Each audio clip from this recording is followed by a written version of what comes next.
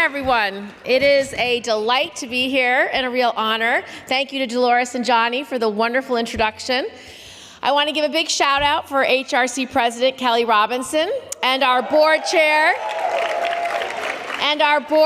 Morgan Cox for their incredible leadership and friendship and vision.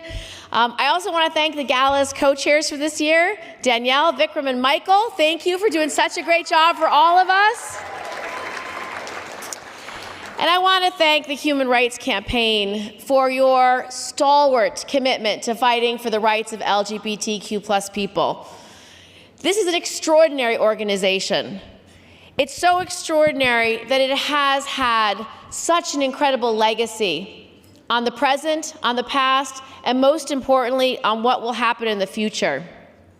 You've already inspired generations of activists and allies, really getting at the heart of what it means to value life, liberty, and pursuit of happiness for everyone. And the movement that you have built over the past 40 years has truly changed the course of history. When I first came to Washington, LGBTQ+ individuals couldn't get married, couldn't donate blood, couldn't serve openly in the military. And now all of that has changed. And it's thanks to the hard work and advocacy of each and every one of you in this room.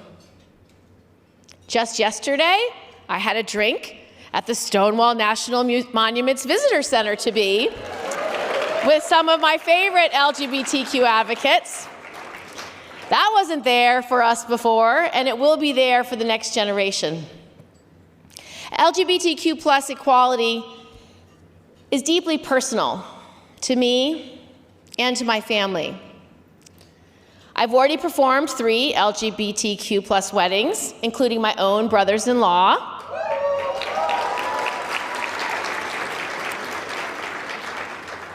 And most importantly, I have raised 2 boys who are deep LGBTQ+ allies. As I've watched them grow, I've seen them become advocates, defenders of their gay, lesbian, and transgender friends. I've watched them realize that bigotry and hate are alive in our communities today.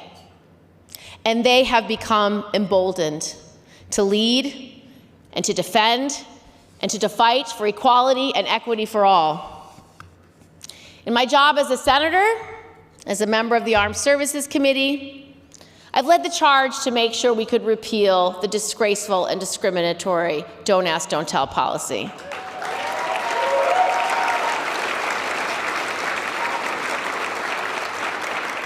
It's an overwhelming feeling to talk to a service member who's willing to die for this country, who tells you, I would have done anything for the military. I would have given everything for my country. And what I loved so much about it was the dedication to honor and character and dignity. Except I don't have any of that because I cannot be honest about who I love. And that is a heartbreaking fact of our history, and it's what made me fight so hard.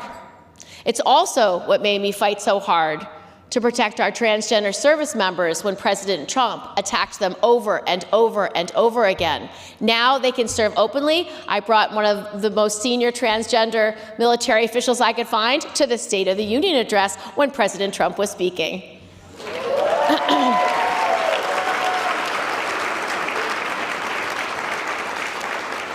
These policies were not only deeply harmful to our LGBTQ+ women and men who serve in our armed forces, but were also very damaging to our nation's military readiness and our national security. And these brave men and women deserve to be able to realize their dreams and to serve our country openly without scorn or discrimination, and with the dignity of recognizing their partners and spouses as next of kin when they are injured. I've also pushed hard to ease the restrictions for gay men to donate blood and to permit those living with HIV and HBV to serve in the military. And I've worked to support LGBTQ+ businesses and protect against lending discrimination. But following Clarence Thomas's disgraceful concurrence in Dobbs, disgraceful, I helped galvanize my colleagues to pass the Respect for Marriage Act.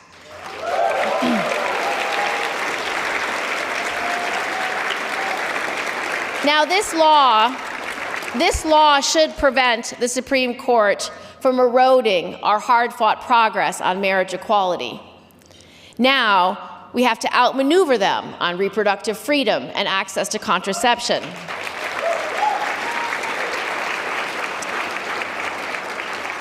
We need to keep fighting for LGBTQ+ equality in everything, from housing to healthcare. And we must regain the majority in the House so that we can keep fighting and keep defending these rights. We still have so much work to be done. We have to pass the Equality Act, the Hate Crimes Bill, the John Lewis Every Child Deserves a Family Act. All of those things will make the lives of our LGBTQ friends and families better, safer. But as everyone in this room knows all too well, and perhaps even personally, hate continues to rise. In recent years, attacks on our LGBTQ+ families and individuals has increased, from the murder of 5 innocent people at Club Q nightclub in November to the nationwide attacks on transgender and non-binary communities. Hate crimes based on sexual orientation now represent 1/3 of the largest category after race and religion. Republican legislators have proposed more than 150 bills in at least 25 states to control the lives of transgender youth. Others have sought to restrict discussion of LGBTQ+ topics in public schools, and others have outright banned books about gay families. Still, more have introduced bills to allow foster care and adoption agencies to refuse services to members of the LGBTQ+ community based on their religious beliefs. But you know, the fight for LGBTQ equality has never been easy. And we've come so far in just the past few decades. We have won these battles before. And I promise you, we will win them again.